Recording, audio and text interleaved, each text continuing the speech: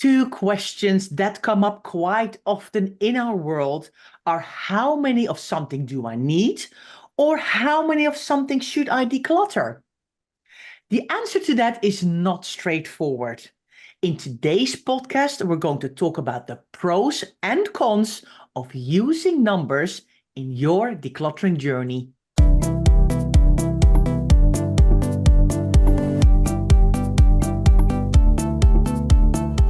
You're listening to the Declutter Hub podcast, bringing you tried and tested, no-nonsense tips and advice from the leading experts in decluttering and organising your home. Now here are your hosts, Ingrid Jansen and Leslie Spellman.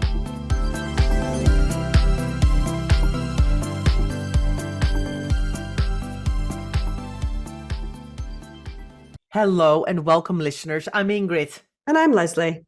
If you're new to the Declutter Hub podcast, you're so welcome.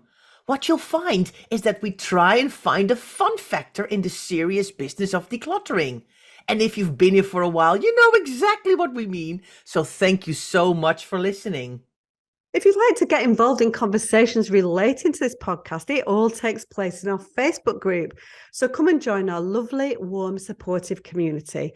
To find the Facebook group, go to declutterhub.com/group to find out more, or you can search for the Declutter Hub community on Facebook. Well, Leslie, we are back with a brand new episode, and I'm excited to talk about today's podcast, how you can use numbers to declutter your home. Yes, it's an interesting one, really, because while we've been preparing it, we're very conscious that we use numbers all the time. It does not pass us by that we do 10 things podcast and we talk about numbers with regularity. At least once a month, we do a 10 things podcast. We have a very special challenge coming up in the next couple of weeks that we're going to talk about probably after the break, which is all about numbers. So we do use numbers in our decluttering journey because people like numbers, right? Because it is gamification.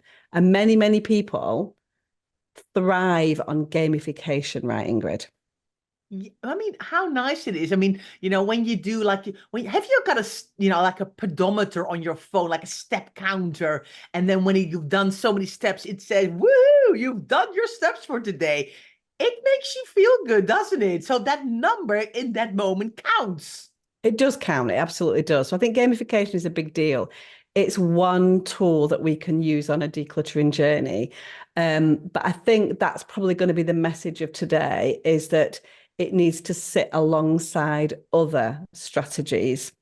So not that I want to give a spoiler, but that's basically going to be the crux of what we're going to say today. So it was interesting because we were like, let's talk about it in the context of what's coming up for us in the next couple of weeks. And, the 10 Things podcast that we do, where do we find numbers used on a decluttering journey and what do we think about that? So of course, there is things like numerology that we need to talk about, which is something that you and I have got no clue about. And so we're not going to delve into it. But we wanted to talk about the fact that some people believe that the universe then is telling us like what kind of numbers are going to work for us in our lives. And people live, eat, and breathe by that kind of thing, right? And so numerology is one, but it's not something that we can really talk about because we haven't got a clue about it. But when I did a quick Google search on using numbers to declutter your home, there was no shortage of things coming up with different types of gamified ideas and strategies about what you can do. We wanted to talk about a couple of those, maybe talk about what we think would work, what we think won't work, where numbers fits into our strategy in the Declutter Hub as well, and why we think there needs to be more than just the number. Yeah. So the first one that we came across, which is obviously a big guy in the decluttering world, and particularly in the minimalist world, is Joshua Becker, very well respected all over the decluttering industry. And one of his big ones is the 12-12-12 rule. So basically, you have to find then 36 items. You throw 12 away, you donate 12, and you have to return 12 to their rightful home. That's my understanding. I'm not very familiar with it, but it came up on Google. So what do we think about that idea? You know what? if you decide to donate something, I'm always behind that, right? I think that's fantastic that you identify items to donate. For me, items to throw away, there will always be things that unfortunately have to be thrown away because they're old, they're not working anymore. And finding new homes for items, I think, is fantastic as well. But it kind of occurred to me when I saw this, I was like, oh, but that means like 2/3 of things have got to go. That is indeed a very minimalist outlook, isn't it? That you let go of a lot of stuff. And I thought, ooh, some of our listeners might feel this is a bit too cold turkey for them, the 12-12-12 rule. Yeah, I'm not, I like it in principle. I can definitely see people latching onto that and using it as a strategy. But as you say, it's quite radical decluttering. Particularly if you're already minimalist or working towards that, to find 36 things. I'm not quite sure about the time scale. Surely that can't be in one day, because that would seem like a lot to try and find 36 things in one day unless you're actually devoting a full day to decluttering. I think it's quite prescriptive as well. I just wonder whether you would be trying to find something to fulfill the gamification side of it rather than making decisions for the right reasons. Does that make sense? Like, I don't think you can say before you start, A, that you want to find 12 things or 36 things in this instance. What happens if you found more that you wanted to send to their rightful home, or more to donate than to throw away? Or I just wonder whether the numbers mean that it's very prescriptive. That's my initial thoughts. I've not done it. No. I've not spoken to anybody who's done it, so I don't know. Maybe some of our listeners have done it and they can give us some insight into that. But for me, as an initial idea and understanding the decluttering world and how people's minds work when they want to set about decluttering, I just wonder whether it's just that little bit prescriptive for me.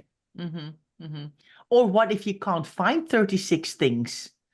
Or when you've got like no time that day. Oh, I'm already getting like, oh, all hot about it, Leslie. And it might not be that day. It might not be on a day. We didn't look at whether that's a day. I mean, presumably you can use that rule however you want to. But I think that's the thing about the numbers, is I just think it doesn't really allow for either falling short of it a little bit and still feeling accomplished. Because if you don't get your 36, you're going to feel like you've failed that game effectively, aren't you? So that worries me a little bit. There was another one that came up as well, which is Mrs. Hinch. And so Mrs. Hinch is a big UK influencer, particularly in the cleaning world, but also kind of obviously spreads herself into decluttering and organising, which runs alongside that. So Mrs. Hinch is very well regarded and comes up with different ideas and hacks and stuff like that. And so, but I think it's fair to say that most people in Mrs. Hinch's world are probably fairly organised already as well, because obviously people who are really going down the route that she was, we're talking about very beautifully organised homes typically with Mrs. Hinch, right? And so she's got an idea which you fill a jar with numbers with 1 to 30 on them. And each day you pick a number and you have to find that number of items to declutter that day. So if so you might be 1, it might be 30, it might be anything in between that. Seems like quite a lot, because if you're doing that over a month, to me, who's to say that you've got time on the 7th of the month to do 29 items? Yeah.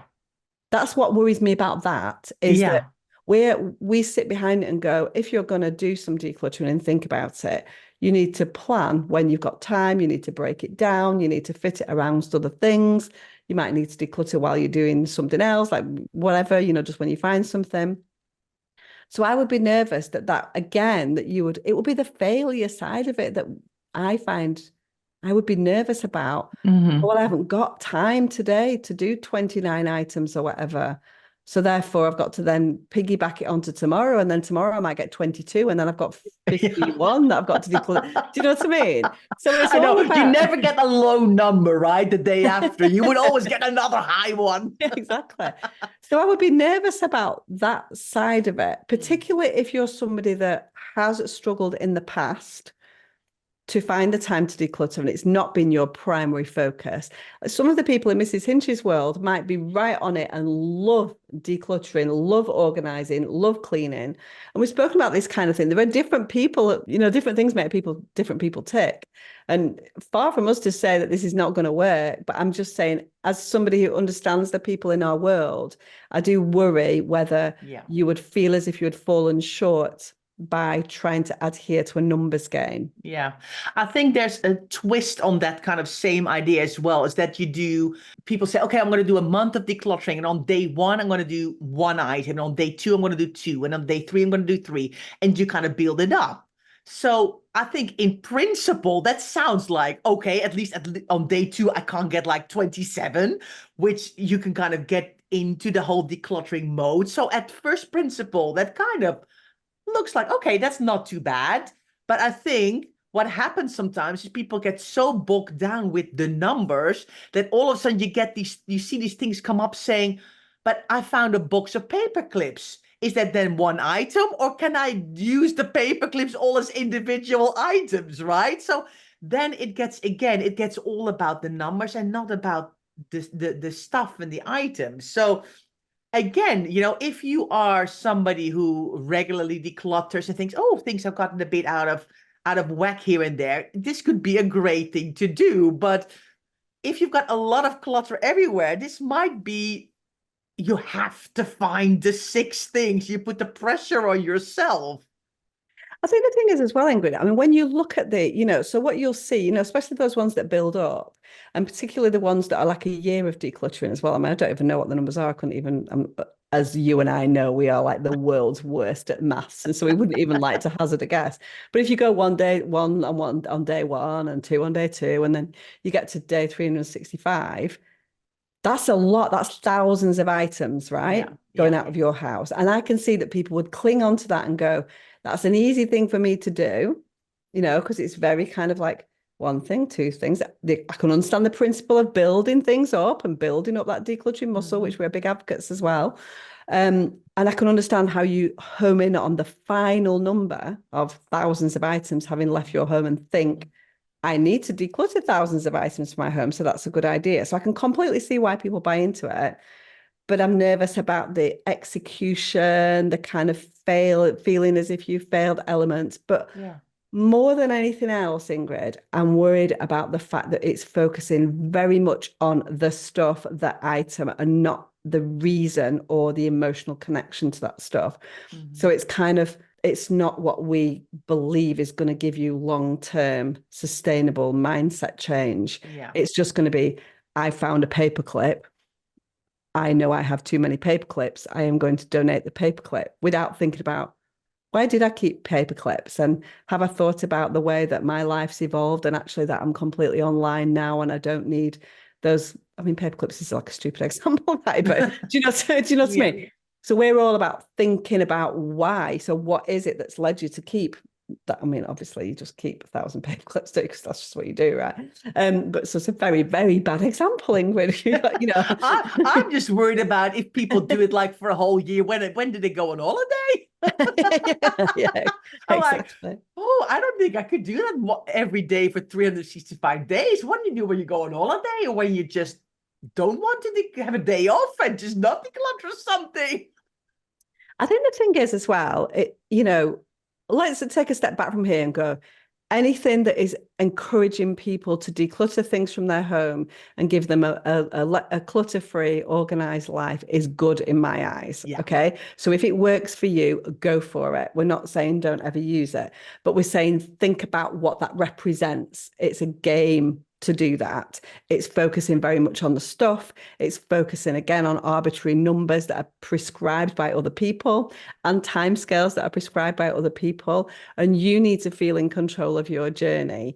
And so I think, you really got to think that through. There was another one that I wanted to talk about, Ingrid, that popped up when I was looking on the internet, which was called the magic number, magic number decluttering or something like that.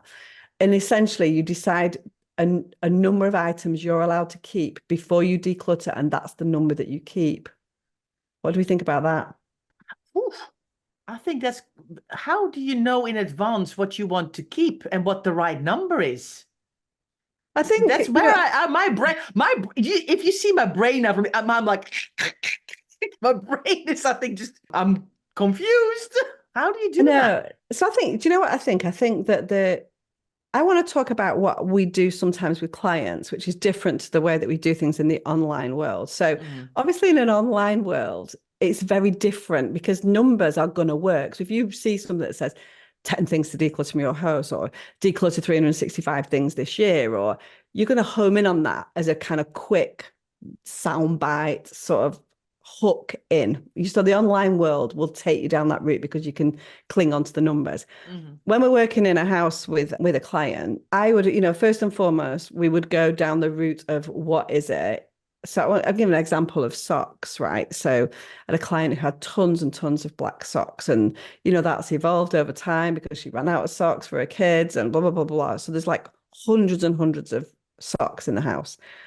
And so we did get to a stage where we had looked at all those things, we had gathered them all together, and then what we needed to do was almost do like a confrontational, this is your socks, right? So we gathered all of the socks from the whole of the household together in one place. And honestly, it was like a sock mountain to then go, does that look sensible to you? Because it's kind of nigh on ridiculous. She knows it's ridiculous. I know it's ridiculous. I understand completely how it's evolved and why it's come to that point. mhm.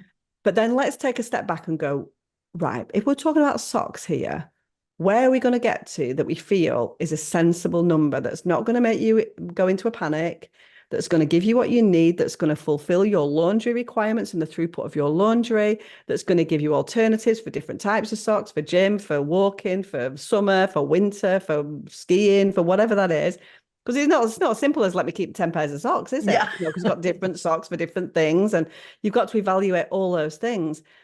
But I think it takes a while to get to that point. So for me, that kind of strategy of a confrontation of the volume of things, which I use sometimes with clients, Mhm.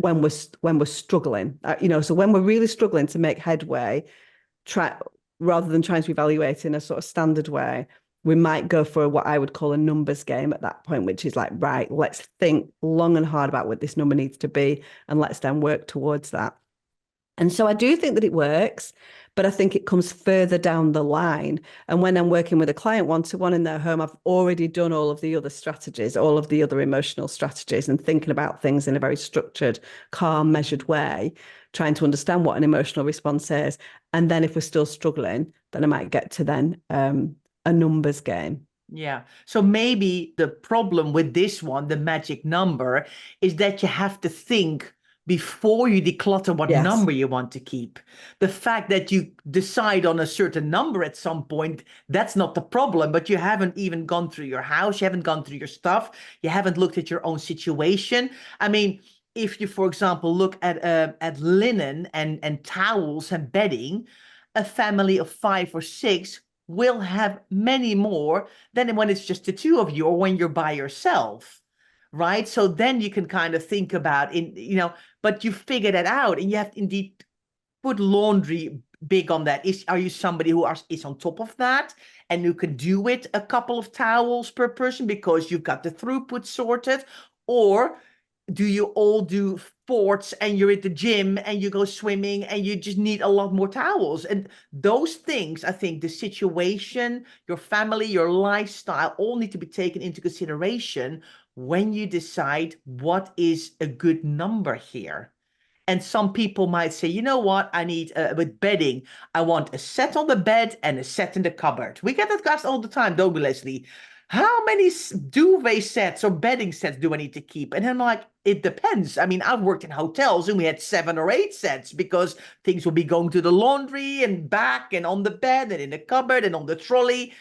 But for me, I don't need 7 sets at home. But maybe you're somebody who loves to have a Christmas duvet set and who likes to have a thinner set for the summer. So you want to have 2 for that. And you want to have, you know what? It just depends. Some people are really warm sleepers and some people are cooler sleepers.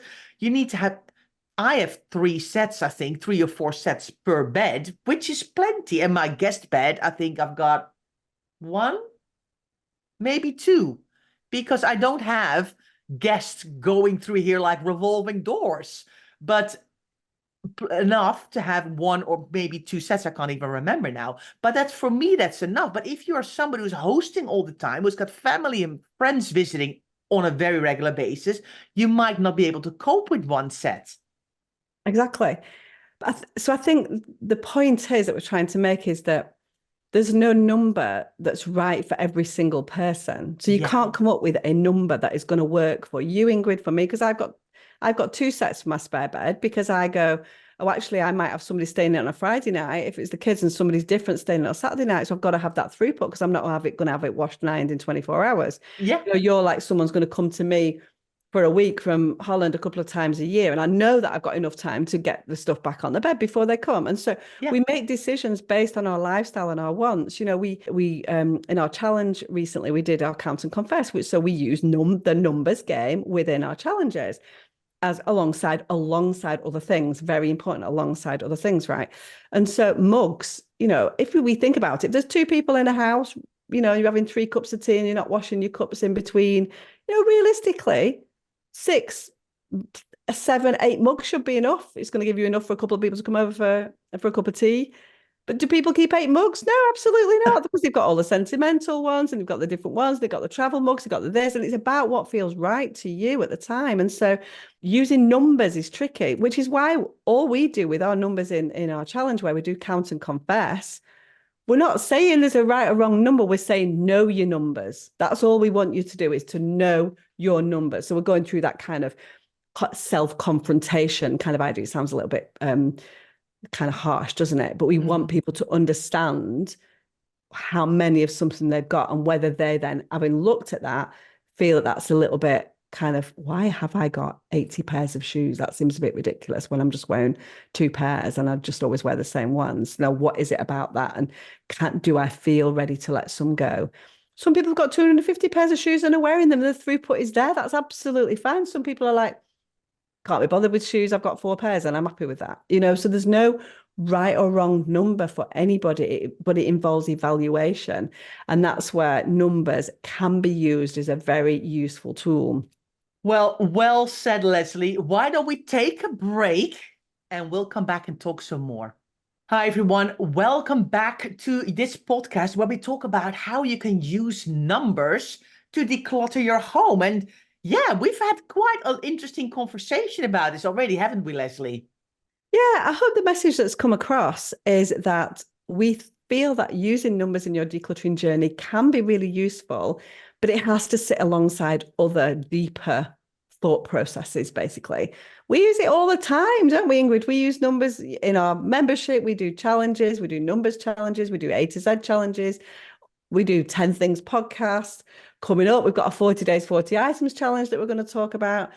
But basically, we really believe you've got to do other things alongside that. Just doing a numbers game is not enough, because you're not going deeply enough to create long-term sustainable mindset change, which is what we're all about. You have to be able to evaluate the emotion that sits behind the stuff, and not just, oh, there's one thing I can get rid of, off it goes. Yeah. So yeah, let's talk about our 10 Things podcast and why we think that we cover both angles within that, Ingrid. I think the 10 Things podcast is for us a way to give food for thought to our listeners. Yes, we talk about, 10 things you can declutter from your bathroom or your kitchen.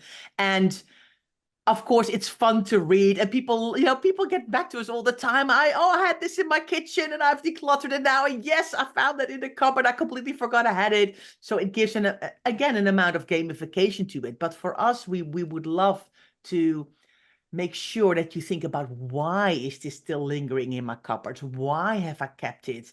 Why is it so hard to declutter? Do I feel so guilty about it? Or, oh, why am I keeping this just in case? So we always wear 10 things, not try to go for, these are 10 things you should declutter from your house immediately, but more about how to think about this. Is this something that's lingering about, and why is it still there? Yeah, and we try to choose like left field things sometimes as well that people have not thought about. And more often than not, with our 10 Things podcast, we're often talking about the barriers that sit alongside that and why that kind of strange, weird, and wonderful thing is still sitting on our home when actually when we look at it, we go, that's a little bit crazy. So yeah, so our 10 Things podcast is absolutely a 10 things. But it's more that we would like you to think about those 10 things because there will undoubtedly be things within our 10 Things podcasts, and there are every week, that people have still got. In fact, that Ingrid and I have still got as well. You know, we do a tally up more recently in our podcast to see how many of the 10 things we've got. And so this is not that you have to get rid of this, it's 10 things that we need you to think about. And that's what that's all about. Yeah. And we're going to do the same thing with our challenge that's coming up, I think next week, right, Ingrid? Starting in February, Yeah. to coincide with Lent, we're going to do a 40 days, 40 items challenge. How's that going to look, Ingrid? Yes, we are super excited because we have done this. I mean, a long time ago, haven't we, Leslie? I think it was actually the year of lockdown that Yeah. we did this challenge in our Facebook group. And then, of course, lockdown began and everybody went, we kind of went, can we actually talk about the 40 days, 40 items challenge? People have other bigger things to worry about, but the message at the time was, but we love this challenge. And we've decided to bring it back to the Facebook group. So basically, between the 14th of February and Easter, we're going to declutter one item per day. 40 days, 40 items. And for the eagle-eyed among you, you're going to get Sunday off because otherwise you're going to have more days. So you have Sunday off, just to kind of clarify that. If you're thinking, that's more than 40 days, it is. Ingrid, honestly, every year we have the same conversation about the 40 days. Ingrid, who was brought up Catholic, by the way, has not got a handle on Lent and what I that is know. and what that represents. And so every year she's like, but it's not 40, but it's not 40 days, or that doesn't Lent. When does it finish? I'm like, it finishes the day before Easter, Ingrid. You should know this thing. But anyway, let's not me get on my soapbox about Ingrid's inability to remember the way that she was brought up back in the day as a good Catholic girl. Anyway, so yeah, 40 days, 40 items challenge. And I think that the nice thing about it in lockdown, and this is a case, proves the case in point, it was a simple way to kind of avoid everything else that was going on, because we did it obviously in March 20, which was right when it was all kicking off. A simple thing to just go one thing a day. Let's try and find something. But what we'd really like to do, so what we're going to do within the 40 days, 40 items challenge, Ingrid and I are going to put a video into the Facebook group every day of what we are decluttering and why. The most important thing is the why. Okay, so it's not just here's something that we're getting rid of. It is why, to give you some ideas about things that you might want to get rid of yourselves, and why, and what are the barriers, and what's the emotional response that you've got to that item that has meant that you've kept it. And so, yeah, we're excited to do that. And of course, everybody else is going to come up with some fantastic ideas as well. So it's not just going to be yours, but you will see a video coming into the Facebook group every single day, apart from Sunday. Ingrid. Yes. And the thing is, Leslie, we know, and I think this is the main message, we know that decluttering is not about the stuff. It's about the emotions that sit behind the item, and the 40 days, 40 items. I mean, it just, it rolls off the tongue really nicely. It coincides with Lent. But, maybe one day you will have an item that actually is easier for you. If you look at our video, you think, oh, yeah, I've got that too. That's easy for me. And maybe other days you're like, that item I could never declutter. And that's fine. Maybe you've got something else in your home that you want to declutter for the day. So although it is called a 40 days, 40 items challenge, it's not necessarily about the numbers. And I want to add to that as well.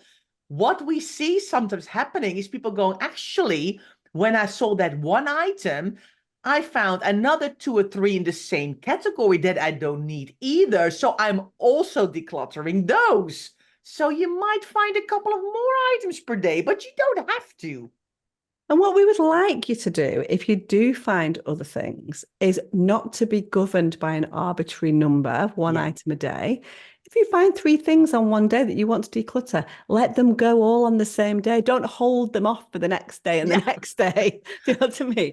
So then you will have done more than 40 days, 40 items challenge. You might have done 100 items in that time. Yeah. So it's all about the gamification and trying to get you encouraged to look at things, to look at the emotions, and to find things in your home that are no longer serving you. Do we think this is an ideal way to declutter your home in its entirety? No. Is it a bit of fun for 40 days? Absolutely. And so we really, really hope that you'll all get involved. So what are the details, Ingrid? It's going to take place in the Facebook group, right? It's going to start on, you said, the 14th of February. Yeah. Like a nice little, sign of love for Valentine's Day, Yes, Ingrid. I know. Yeah. We're We'll have to gonna do something love related on day I one. know we're gonna ignite everybody's love for decluttering. Oh, Yes. Yeah, exactly. That's it. I'll definitely have to do something love related on day one. yeah. I'll think about that. Maybe Steve's on the firing line.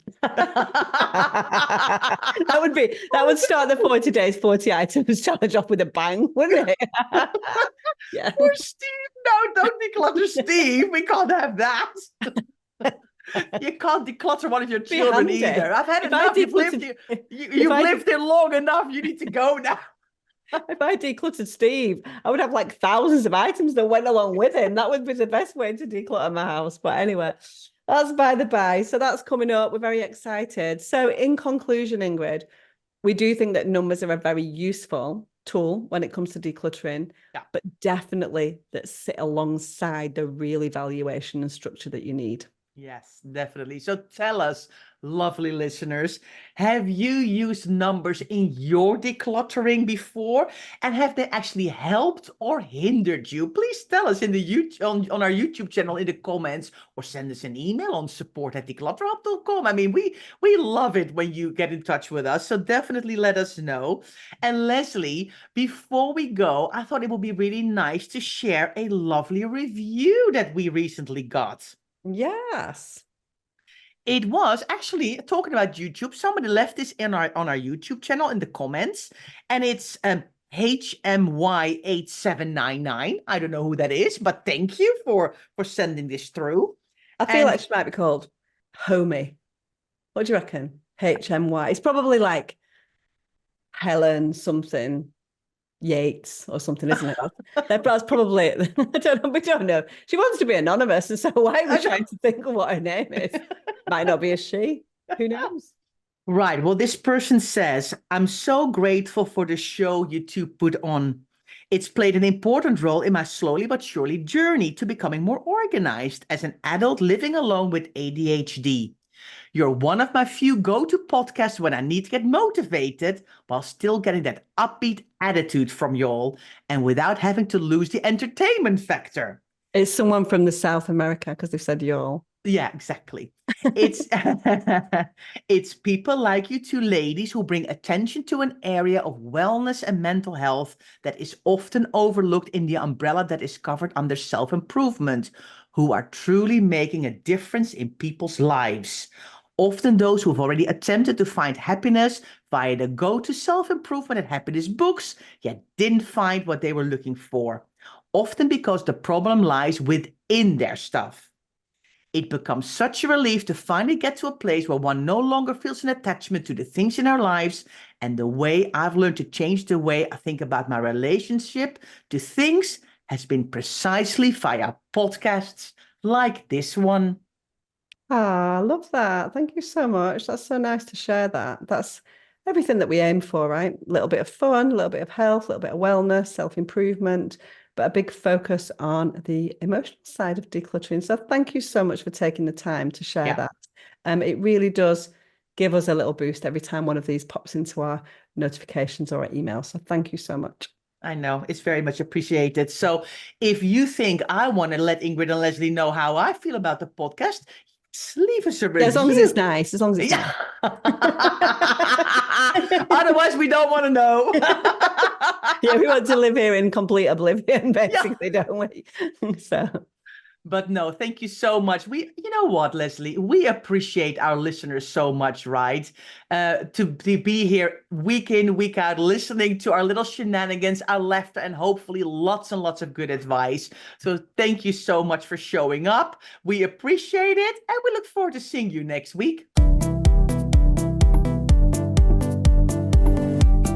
Thanks so much for listening to the Declutter Hub podcast. Don't forget to subscribe to us in your podcast player so you don't miss an episode, and we'll see you next week.